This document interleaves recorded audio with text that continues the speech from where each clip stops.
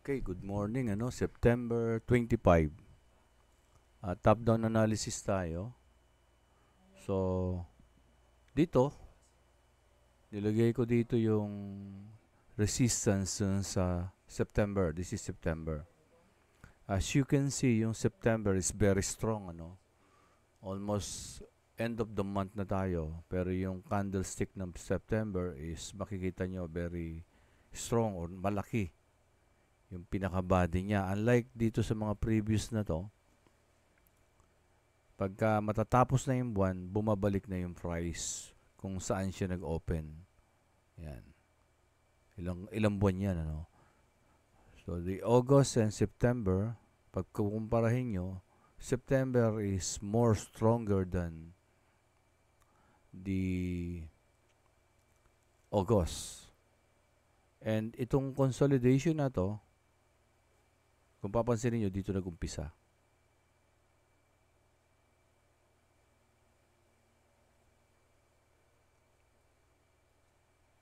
Doon na tayo sa pinaka-conservative. Dito sa conservative na to, dito. Ito, and dito. Yan.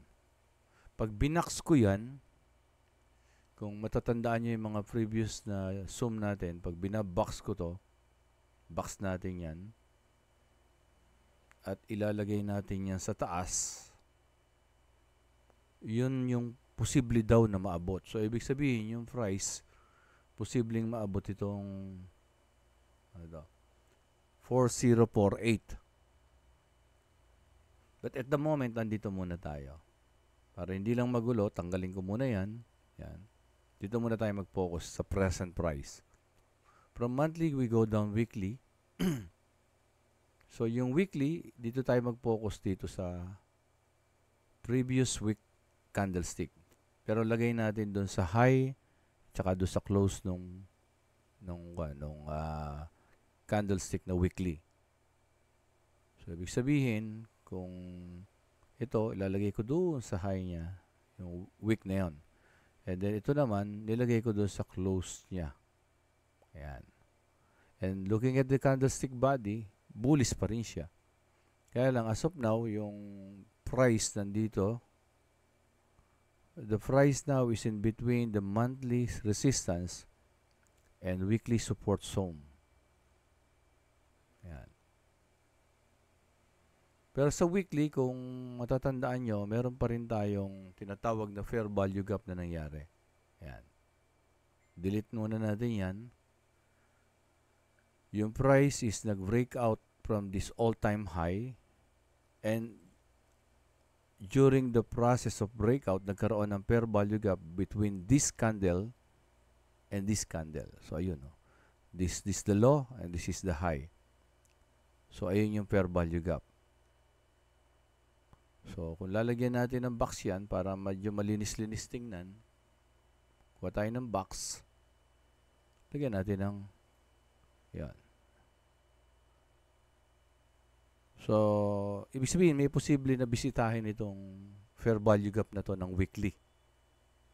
And then, we go down daily. Pero before we go down daily, makikita nyo may buntot na nangyayari on the weekly. Nagre-reject yung seller. Nire-reject ni seller si buyer. Then, we go down daily. Ayun na nga.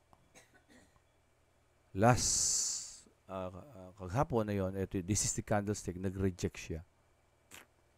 So, there is a bearish candlestick. But this daily candlestick is a bullish order flow. Bullish, ibig sabihin, yung mga order niya is, ang flow is papunta sa taas. Kaya siya tinatawag na bullish order flow. And this red candlestick could possibly a retracement of this bullish order flow.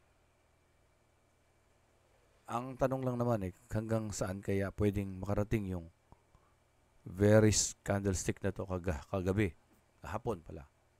So, kung mapapansin nyo, itong candlestick na to at yung candlestick na to, may gap between the high and the low niya. So, lagyan natin ngayon ng box yan, which is our daily fair value gap. And that fair value gap is being mitigated yesterday. Yan. Tinamaan, ibig sabihin. So, posibleng mag-act na as a support. So, ibig sabihin, possible na hindi dumiretso pababa yan. Yan. So, sa ngayon, nakapokus tayo sa fair value gap. But if this fair value gap is mabibreak ito yung susunod nating consideration. Ito yung choke. Or this could possibly magkaroon ng change of structure from uptrend to downtrend. Pero sa ngayon, wala pa. Still, ang makikita mo sa daily is uptrend or bullish ang movement ng market. And even when we do the top-down analysis from monthly, di ba, bullish. Weekly, bullish. Daily, bullish. Pero on the short, on last day, yesterday, meron siyang retracement. Ayan. And again, andun siya ngayon sa fair value gap ng daily. But if we go down 4 hours, makikita natin meron siyang nagkaroon ng fin bar. Ayan. Ibig sabihin naman ng pin bar, maliit yung body pero mahaba yung buntot sa ilalim nito. And it is now located on a fair value gap on daily. Ito. Ayun yung pin bar. So, ibig sabihin, yung pin bar kasi sa baba is nire-reject ng pin bar yung move ng seller. Buyer ang nag-take over dito sa last 4 hours kagabi. And at the same time, nakikita nyo merong bullish na nangyayari. But at the moment, hindi pa yan tapos. Gumagalaw pa yan 4 hours na yan. So, we go down lower time frame again, 1 hour. So, dito sa 1 hour, makapapansin nyo, ito yung ito yung external. This is the buy side liquidity zone and the sell side liquidity zone. And in between itong move na to, nagkaroon ng fair value gap or the 1 hour fair value gap. Ito yung break na structure, di ba? Ayan, oh. Choke. Ayan, binalikan niya to. Dito nagkaroon ng choke pero hindi siya hindi naging successful yung pagbutas niya, binalikan niya. And then yung choke na yon, nag-break structure siya rito. So nagkaroon ng liquidity run or bearish liquidity run. Kung ano ibig sabihin niyan, kung nalilito kayo sa mga term na ginagamit ko, nagbigay ako ng video para diyan, pwede niyo balikan yon. I-send ko uli. So sa ngayon, this bearish order flow, ang order makikita nyo red. Pero merong retracement na nangyayari. Kaya lang at the moment meron siyang fair value gap or bearish fair value gap. Ayan. Na pwedeng pagdating dito ng price mamaya ay mauntog dito. And remember, during Asian market, yan, on a 1 hour, ang price usually ay sa sideways. Parang ito, 'di ba? Nag-sideways to. Then liquidity sweep. Then liquidity run, bearish nga lang. Sa ngayon ito, consolidation ng posibleng mangyari sa 1 hour or Asian market session. Hintayin natin.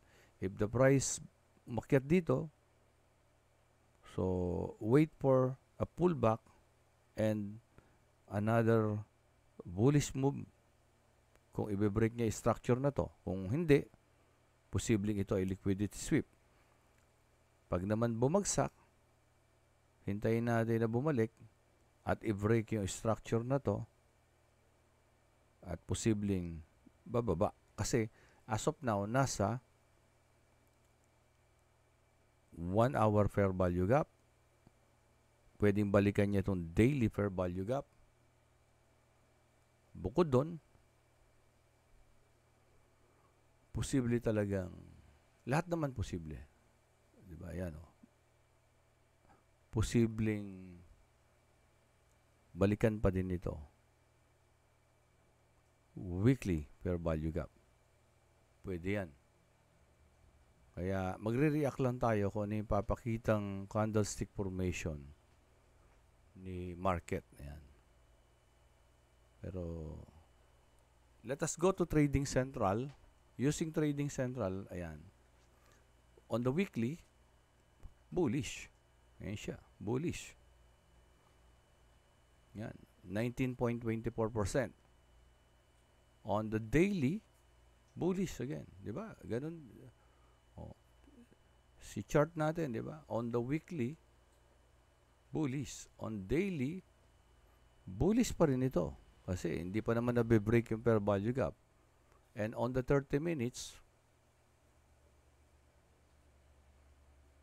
bearish. And hit the fair value gap or the daily fair value gap, mitigated. And kasalukuyan ngayon siyang tumataas or bullish. So, kung gagamitin natin Trading Central, lumalabas, weekly is bullish, daily is bullish, and intraday 30 minutes is just a retracement. So, kung mag-sell man kayo dito, parang lumalabas, this is a counter trend. Same sa chart natin. Kung titingnan nyo yung daily, at magse-sell kayo, dito, is a counter trend. So, ano ibig sabihin ng counter trend? It's a risky trade. So, I suggest, medyo hintayin nyo munang matapos yung Asian market session, and then observe for the London. Better mag-trade tayo, o kayo, on the New York session. Although na hindi laging successful ang trade natin following the Trading Central, pero hindi naman laging lose. Most of the time, mas maraming win. Kasi ganoon naman sa market.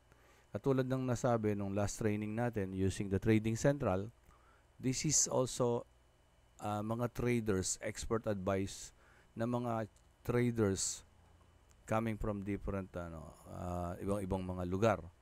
So, nothing is 100%. Kaya kailangan pa rin i-apply natin yung natutuhan natin.